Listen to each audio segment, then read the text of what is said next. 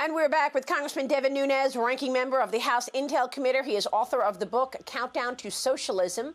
Also, Kash Patel is here. They work together to expose the Russian collusion hoax to America many times on this program. Congressman, I want to ask you about the revelation that we have on Peter Strzok's wife, Joe Biden, naming her to the head of the Enforcement Division for the Securities and Exchange Commission. We still don't know if Peter Strzok is going to get any accountability for his role in following this made-up story of Russia collusion with Donald Trump. Your reaction? Well, if you look at what happened to Kleinsmith, the lawyer that knowingly lied, that was clear, that pled guilty, it looks like Peter Strzok is actually probably going to get reimbursed for all of his troubles, probably going to get paid above and beyond. You know, the guy lost his job, but nothing's happened to him to this point. I'm obviously being sarcastic, but, you know, I have no idea if you let this lawyer off that was actually doctoring evidence, how is anybody else going to ever pay the price? Now, look, I don't know this guy's wife. Maybe she's great. She could be a great public servant for all I know. But if you look at the larger picture, the Russia hoaxers, the people that were pushing this out from the very beginning and then lying about it after the fact, they're all at the top echelons of the Biden administration. So these were former Obama officials, lied, made up the Russia hoax, put it out there for 4 years, were all over social media, and now they've been rewarded. I mean, if you look at the Defense Department, within the White House, the National Security Council, it's full of what I like to call it, when we call it the Russia hoax, but it's even more than that because it was so outrageous, Maria. Remember, they're really like P-tape hoaxers. Remember all the nasty stuff that supposedly happened in Moscow? This was not believable to anyone unless you had a sick, demented mind. These people knew that this was written by Fusion GPS. They knew that they were putting it out to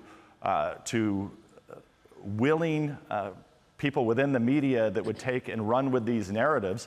And look, they'll deny this, but the FBI knew damn well, and the DOJ, there was a small cadre of them, they knew this was all a lie, and they were all part of it. And now the first guy that had been indicted just skated. Yeah. Well, I mean, that's right. Kash, you know, what you have is the same group that abused power in 2016 and 2017 are back in power. And it's extraordinary to me that these people abused power and turned our incredibly important intelligence agencies into weapons against their political enemies.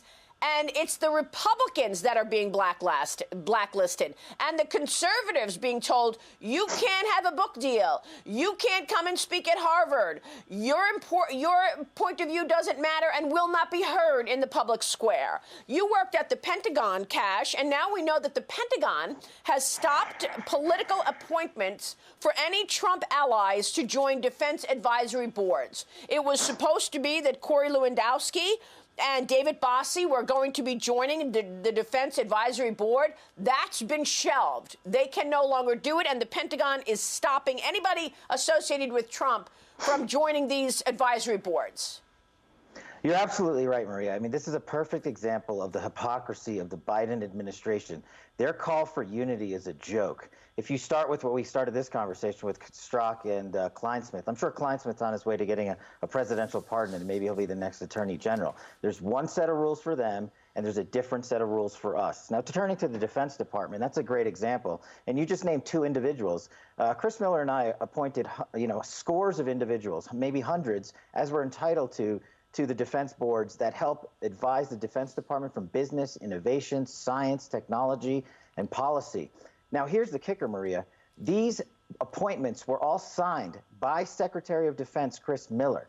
They are a legal standing order that is being actually ignored. And I'll give you one worse example, Maria. I was actually sworn in to the Defense Policy Board, and I received an email from the White House Liaison Office, which is a group of small people that represent the White House at the Defense Department for the Biden administration, that said, even though you were sworn in, we are pausing your onboarding process. I don't know where they get the constitutional ground to do that or the gall, but this call for unity is garbage. And I'll give you one stark example that struck me on my way out of the Pentagon. They terminated my employees who were on paternity and maternity leave because they were appointees by President Trump. If we did that, that would be a travesty of justice, and it would be an internal investigation for months, if not years to come. How can you terminate the employment of someone who has taken maternity or paternity leave to take care of their newborn? It is simply outrageous conduct, and this call for unity is garbage. Unbelievable. Well, you have to believe that to be true until President Biden says something about all that's going on. You need to hear from the commander-in-chief to say, stop the hate, stop the nonsense, stop the blacklisting, and stop doing what you're doing to Trump allies. We'll see if he says it. Until then, how can you believe anything other than what you said? Garbage. Devin Nunes, Patel, great to have you this morning. Thanks very much.